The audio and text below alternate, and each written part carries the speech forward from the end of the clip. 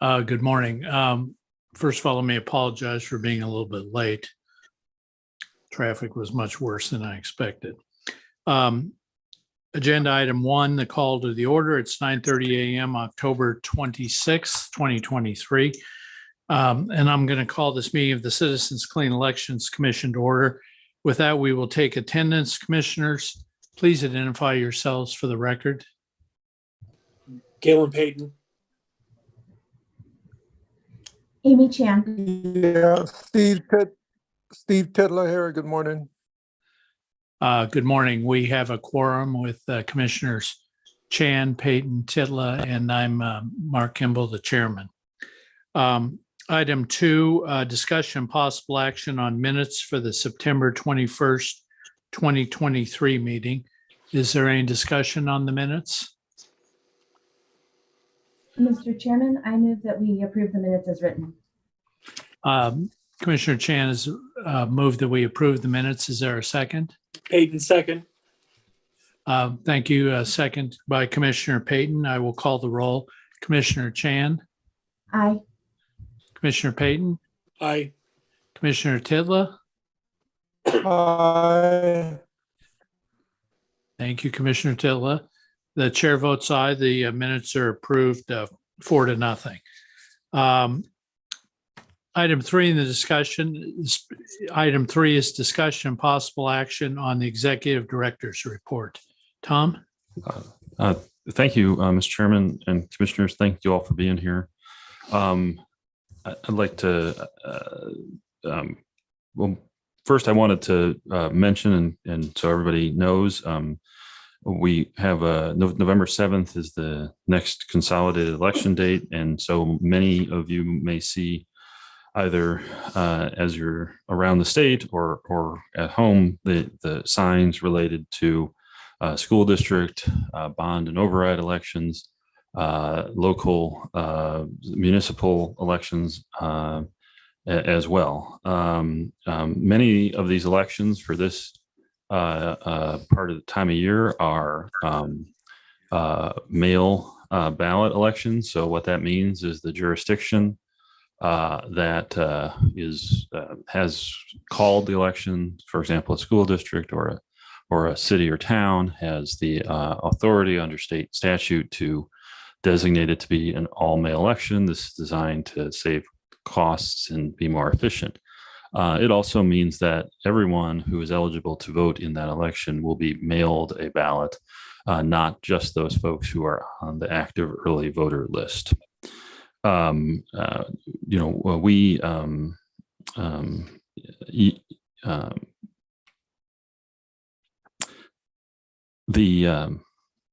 We recommend to folks, if they contact us and in other communications, that they mail their voted ballot back by October 31st, which is Tuesday.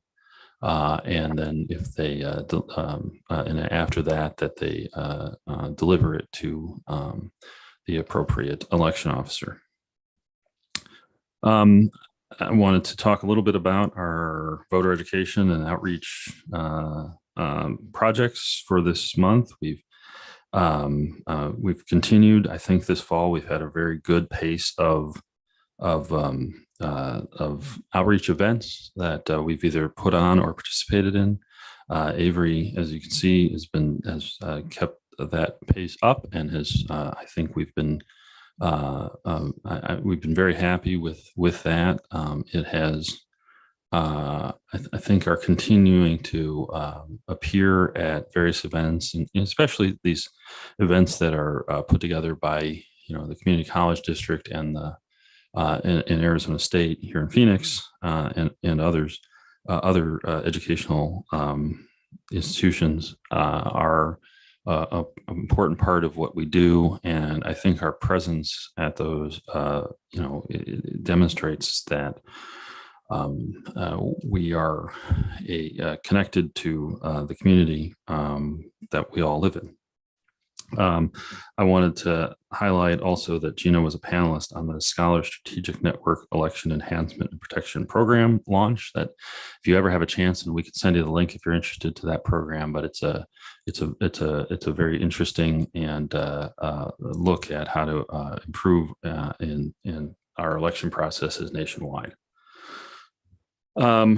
I wanted real quick, before we move on to administrative stuff, I wanted to welcome to back to the state of Arizona, Karen Hartman, who is, I don't know what her title is at the Attorney General's office, but she's joined the Attorney General's office election section, for what it's worth, or or whatever the right nomenclature is in the agency council section of the Attorney General's office, which is in the state government division, I think. In any event, Karen has a long experience as a attorney in elections and other important government roles. She comes to the AG's office having worked in the civil division for the Maricopa County Attorney's Office for the past several years, where she advised the elected officials, including the recorder's office, the treasurer's office, the assessor's office, and participated in a whole lot of litigation, if you want to call it that, of the 2020 election and the 2022 election. Some of you, Mark, you may recall, Karen was an attorney at Steptoe and Johnson in their First Amendment public records practice, which is, I think, where we first met. So that's a welcome to Karen, and I'm sure anyone who's not here today will meet her eventually. On the administrative front, we are running candidate workshops, and we've had about 20 candidates participate in those workshops thus far. And then I guess this is probably the most important bullet point on here from my perspective in terms of just positive news for us. So on the other day, I guess it was Tuesday, the governor's office, as you may recall, started a bipartisan election task force. And the bipartisan election task force brought together folks from elections, from the nonprofit sector, from different parts of the state, to talk about ways to improve their election processes. And there's a whole range of proposals that were voted on, and we can get you those. The final report will be due on November 1st. For our purposes, the report calls for, and these were all approved by the task force, having a central website that's sort of a one-stop shop for voters to get information about what's on their ballot. And the task force report recognizes the commission's website as the proper vehicle for that, and recognizes the work that we've already done to build that capacity. And I think I think this is a very big plus for the voters of the state. I think it's important recognition for the work that Gina and Alec and the rest of our team have done on that. And I think that so the vision going forward is to build that out further, to bring in more information that directly connects voters with both their state, federal, and increasingly their local elections. Gina, would you mind, if you have a second, would you have a little bit to add about that, maybe, if you don't mind, Mr. Chairman? Sure. Mr. Chairman, if I may. Yes, Gina, go ahead. Mr. Chairman, Commissioners, yes, this is actually very exciting news. One for obviously the recognition that the site has been successful in its mission in serving voters across the state. We know with all of our commissioners, it's always been stressed in that our voter education program, meets the needs of every voters, regardless if they're in a rural part of the state or, if they're in Metro Phoenix. And so our website has been designed to interact with all voters across the state, regardless of their location and the election that's occurring. So we have built relationships. Alec has built relationships with all of our local election officials to make sure that we get the timely and accurate election information to essentially consolidate it all on this single source on this website. And we ensure that our website is accessible for voters. So we're not just putting the information out there, but we make sure that it's accessible in an easy to absorb way. And so it's accessible from voters with disabilities standpoint. It's accessible with screen readers. We have multiple languages for the website. And of course, we present it in information that's very easy for the user, whether it's entering in their address, if it's a non-standard address for our tribal communities, or simply just using a pin drop with their longitude and latitude. So we've really built this website with the future in mind. So we have the front facing of the website that provides this great service to voters, but also on the back end and how our systems and our databases operate and where we pull data from.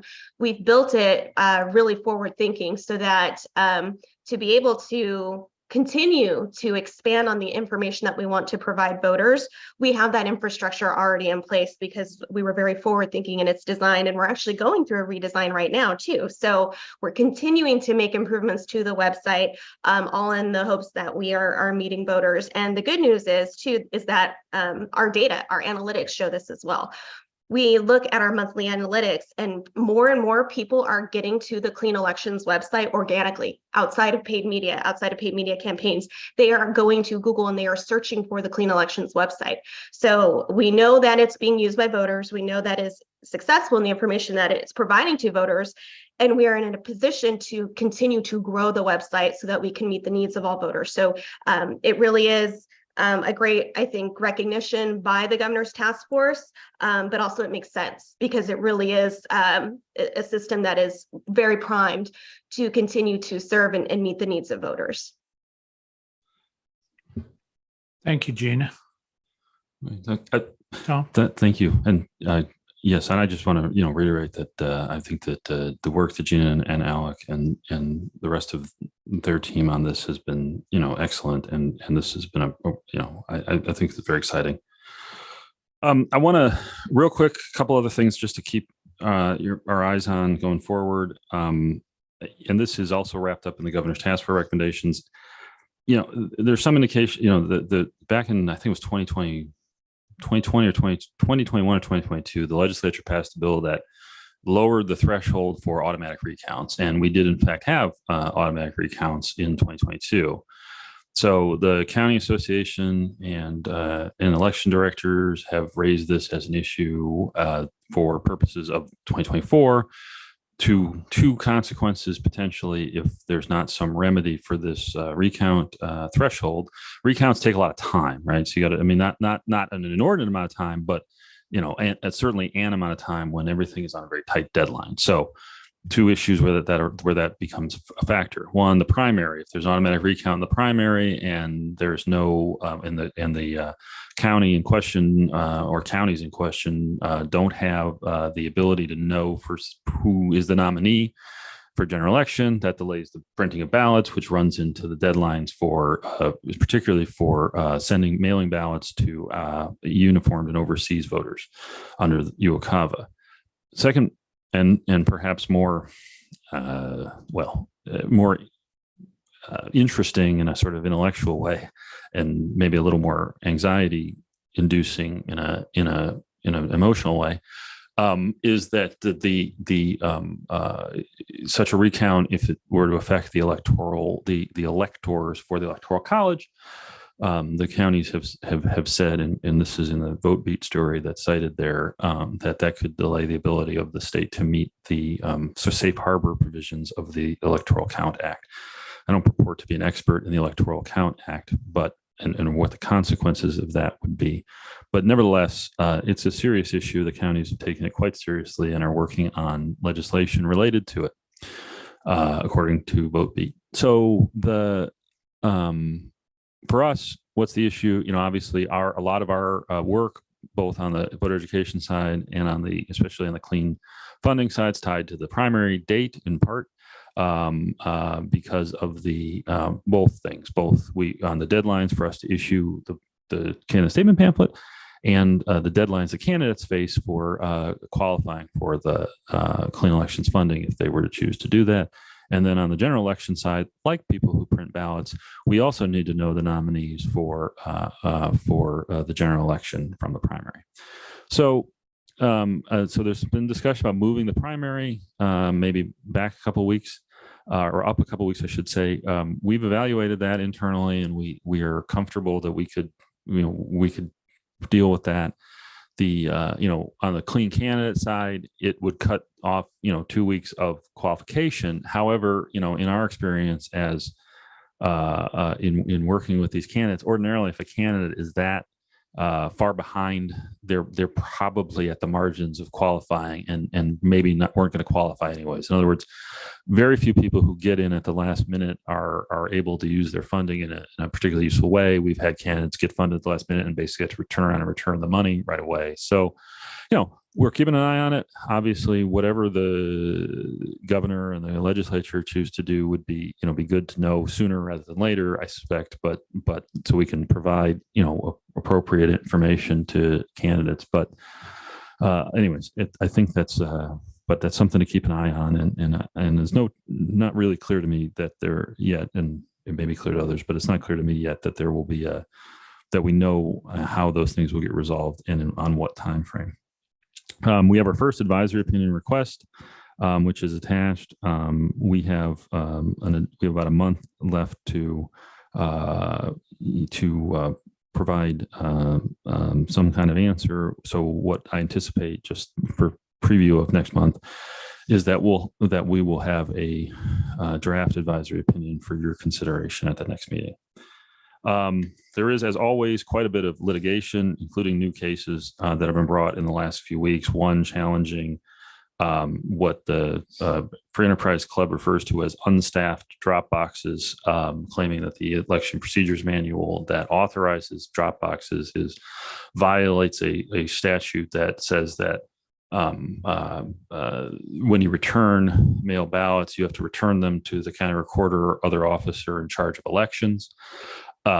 Obviously, were that lawsuit to be successful, it would other election officials have said, and I think that it's fairly clear that would at least have an impact on the ability of folks to get their ballot back efficiently. And on the other hand, the Maricopa County Recorder has said if in the event they had to staff these drop boxes 24 hours or however long, that would raise a real cost benefit issue for at least Maricopa. So again, that's out there. We obviously haven't taken a position on it, but I wanted to make sure that you're aware that's out there, and that's sort of the situation. Excuse me, Mr. Chairman. Sure. If you wanted just procedurally an update on that, there was a response filed yesterday, and Karen will be going to Prescott tomorrow for a hearing on that. So that just happened. So I wanted to give an update on that. Thank you. Did you want to say anything about that, Karen? You don't have to. I just wanted to give you the opportunity if you want to. Okay, thank you. Were you done, Tom? Oh, I'm done. Okay. Any questions from any commissioners? Karen, welcome. Thank you for coming. Always nice to have one more lawyer in the room. We don't quite have enough, but thank you for coming.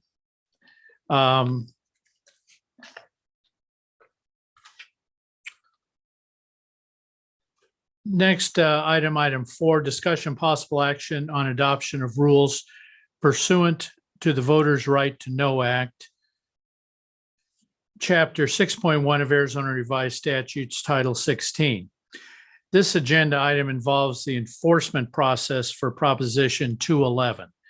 The rules outline the requirements for filing and handling complaints. These are the final rules we have in our queue for implementation. We have, over the course of the year, spent several meetings reviewing the substance and requirements of the Act. We have published and received comments on the core rules necessary to implement the Act, And going forward, we hope to work to help ensure the public and other stakeholders have the information they need in order to be in compliance with Proposition 211. With that, staff has prepared a memo about comments related to this proposed rule. Tom? Yes, thank you, Mr. Chairman, Commissioners. These are Rule R220-809 through 813 outline the process by which we would handle complaints. It also, on a little more substantively, I suppose, has in some issues related to how to define the structuring provisions of the Act in the context of which would only arise really in the context of a complaint. So we received several comments, not as many as we have on other things. You can see I outlined our thoughts on that. I don't know if anybody has any sort of specific questions beyond what's outlined in the memo. I think that I really don't have a lot to add to the memo, I guess is what I'm trying to say. We do have, and I guess I'll just highlight it. We have a comment from the Campaign Legal Center related to donors and whether or not donors ought to, how we would regulate donors as opposed to, or I shouldn't say as opposed to, separately from covered persons or under the Act. My point of view on that is, as articulated in the memo, is that if we're interested in talking about that, the better place to do that would be, rather than in this context, would be to talk about it in the context of the next meeting. If we could evaluate that more deeply and look at whether or not that's something we want to do and get some feedback on that if we wanted to. It's really up to the commission. It's not a, I don't have I have some, that would be my, if we want to talk about that more, I'd recommend we do that at an additional, or at our next meeting. Beyond that, as Chairman Kimball said, this has been, this is sort of our, we think that this is pretty much where we're going to be as we go into January. And as a practical matter, I think that that's good. I mean, I think that we've done a good job of working through the statute and these rule proposals efficiently. I think we gave the courts a timeline for this process in responding to some of the filings in some of the now 3 cases that are out there again, trying to block Prop 211. I think we've kept to that timeline effectively. We may be off by a month, but give or take. But I think we've kept that process moving along, and I think So we'll I just want to thank the commissioners, all of you for. I know we've. I mean, I obviously am a talkative person and in certain contexts, and I go on and on sometimes at these meetings. And as a result of that, in this new act, I've spent a lot of time talking at you about what's in the act and as best I can. And we've talked, I think, certainly Commissioner Payton, Commissioner Kimball, and other commissioners have had good questions about, what we're trying to do, or what the act purports to do, and what we're trying to do our duty under the act. And so I want to thank you all commissioners for your patience in sitting through some of these longer PowerPoint presentations and such to have to get up to speed on what we're doing. And unless and not to continue to prattle on, but unless you have any questions about the comments, I'm available for them. But otherwise, I'm hopeful that you will approve the draft with the changes that we recommend that's in your packet. And just to be clear, we have received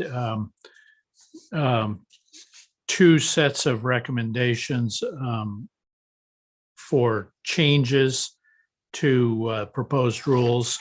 And the staff has recommended that some of those recommendations or requests be taken into account. And those changes are included in Exhibit 1 of this item. In other cases, they've recommended we not follow the requests by the two organizations. So what we're now looking at is Exhibit 1 of today's agenda. Is there anyone else here in the audience or on Zoom who wishes to make a public comment on these rules?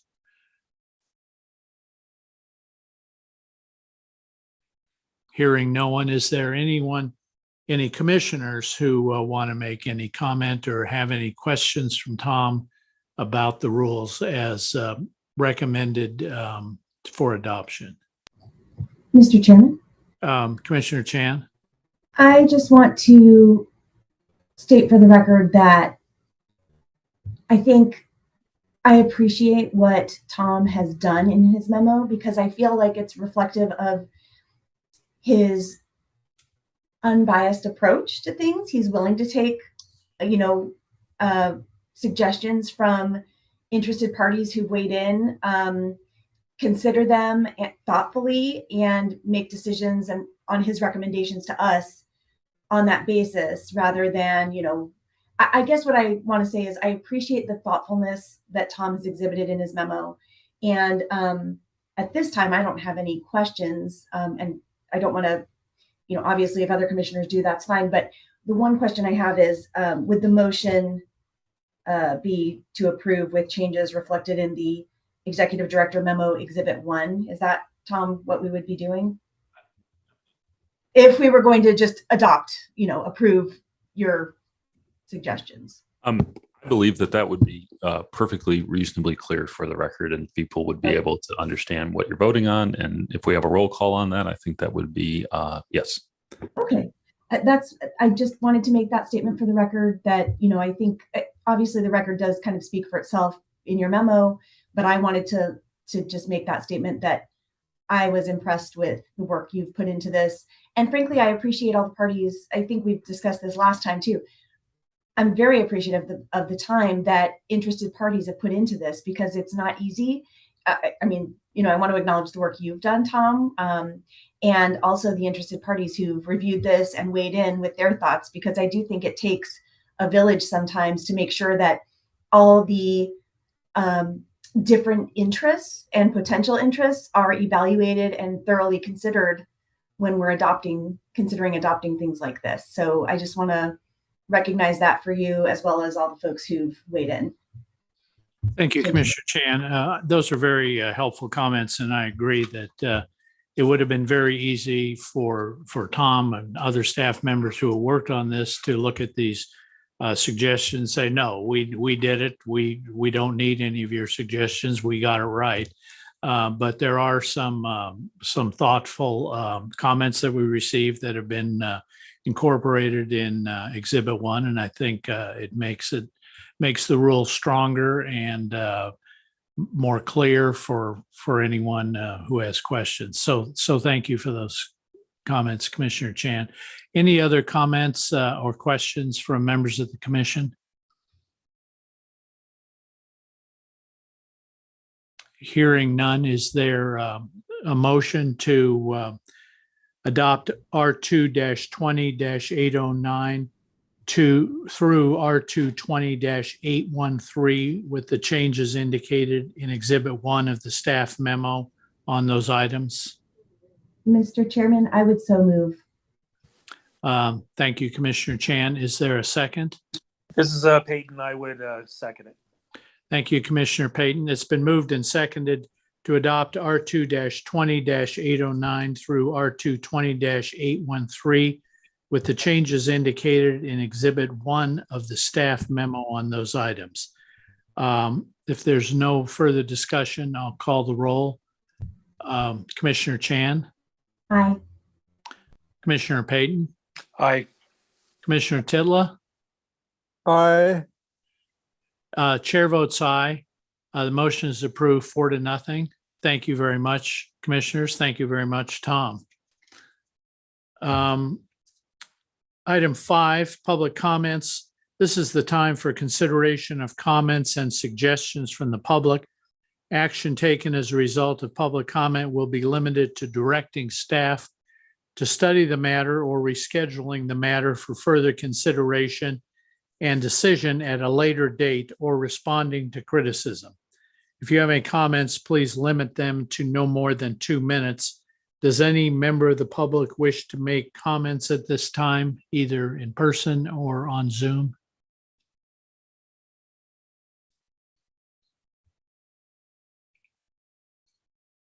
Going. No one? Thank you.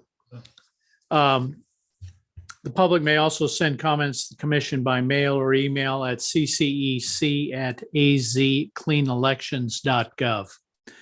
At this time, I would entertain a motion to adjourn. Mr. Chairman, I move that we adjourn. Thank you, Commissioner Chan. Is there a second? This is Peyton, second. Thank you, Commissioner Payton. I will call the roll on the motion to adjourn. Commissioner Chan, Aye. Commissioner Payton, Aye. Commissioner Titla, I. Chair votes aye. We are